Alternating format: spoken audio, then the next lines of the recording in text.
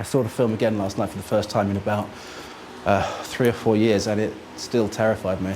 Really? Honestly, seriously. And I was surprised because I've seen so many films recently that just don't have the power over time, and yet I was looking at it thinking... It's more psychological, though, isn't it? It's not really... I mean, it's all up here. It is, It's like Big Brother, the government changing people, and aversion therapy. It's spooky. But it's in 2 parts. There's the first part, there's the setup with and the then world. the retribution. And then you don't know which one's worse, or and it's just... Well, that's why you end up feeling sorry for him. Which is a hard trick to pull off, I have to say. And one of the things I was going to ask you is you have to play this very nasty character. And then, of course, you have to follow his journey, and he is in some ways cured. And then, of course, you see what the world has done to him. How was it for you playing that character, going through that journey and having to play those 2 sides to him? Well, you know, it's such a complex character, really, because you can't be sympathetic at all. You have to have that hard edge and never let that drop. Never play for sympathy, or, you know, because then, of course, it's destroyed.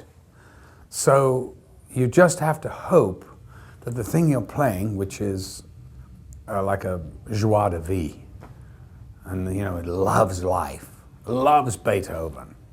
All right, loves rape, loves beating. Okay, let's get it over with. But all these other things that this character kind of really loves, it's very infectious. And you can't hate everybody, you know, that loves life. I mean, that's pretty amazing. So that's the way I chose to play it. And was there anything in the construction of the character? Obviously, it was based on a book, and then you must have worked with Stanley Kubrick on it. How was the character of Alex constructed from the beginning and through the shooting? I don't know. I can't remember how I did it. And if I did, I wouldn't tell you. No, listen, I'll tell you this.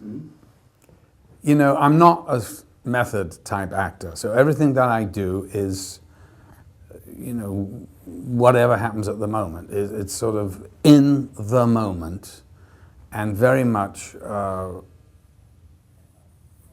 whatever inspiration I can get on the set, you know, and I was going to say inspiration and whatever bog sends, that kind of thing. So, you know, one's working on sort of with one's heart on one's sleeve, if you like.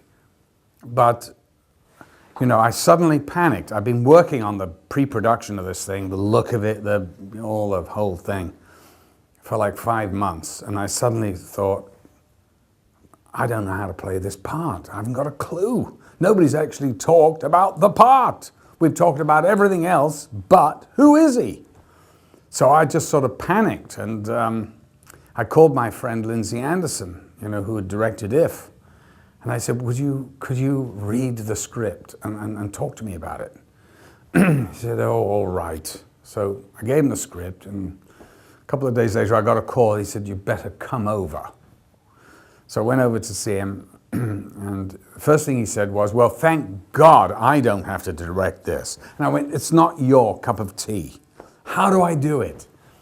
He goes, well, Malcolm, there's a scene in If, a close-up, when you open the doors of the gymnasium to be beaten by the prefects, and you look at them and you smile. He goes, that's how you play it.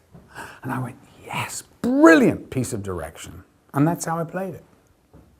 Simple as that. Your work on, because I remember the scene exactly, and it's sort of the look on your face, and you have to carry the entire film, A Clockwork Orange, and even though there's great support from everybody, it's you, and it's kind of your journey. I mean, did you sort of feel when you were playing, you know, the character in If, and then following up with Alex, did you feel that, did you get drawn to those characters? No, because it's an entirely different style.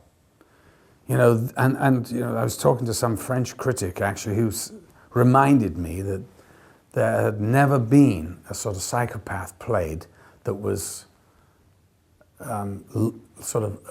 sympathized, that the audience sympathized with and liked until this character. In cinema, he couldn't remember one, and I couldn't either, and which opened the floodgates, and then you had your Hannibal Lecters that came later, but I don't think without this that they would have gotten to that. They may well have done, but I'm just surmising. But You know, it was a certain style, and I knew how far I could go with it and when I had to pull back. Because if it was up to Kubrick, he wanted maximum all the time. And I have to say, Stanley, we have to give the audience time to breathe. Let's, you know.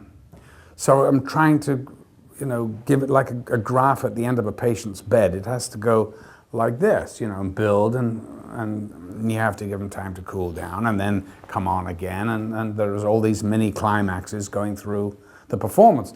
And I'll tell you, it's interesting because at the end, right towards the end when he's in the hospital bed, there's a scene where the doctor, psychiatrist wheels in this thing, in these pictures, and she said, I want you to look at the pictures and just say the first thing that comes into your head. And I go, the first thing that comes, yes. And so she shows the first picture, and I think it's a peacock, you know.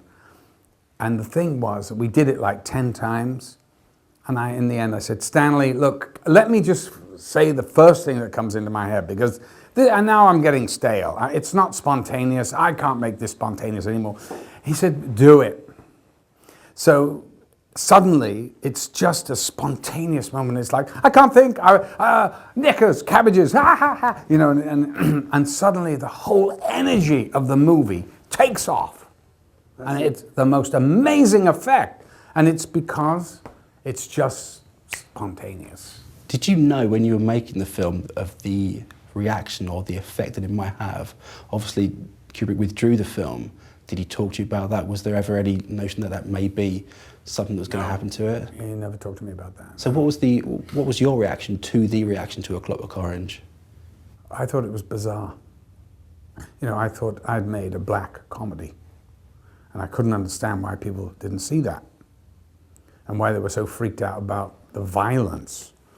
I mean, to me, the violence is so stylized. The violence really in the movie is all psychological. So I was bemused when I went to New York, and the first week it opened, it was jam-packed. A woman ran out halfway through, and I found out later, threw up in the lobby of the theater. And at the end of the movie, I mean, there wasn't one sound throughout the whole thing. The audience just sat there. They didn't get up. All the credits played, and they just sat there. And I'm like, oh my God, they hate it.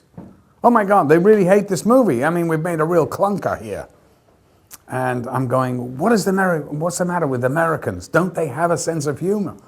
Well, of course, you know, I was so used to the look of it.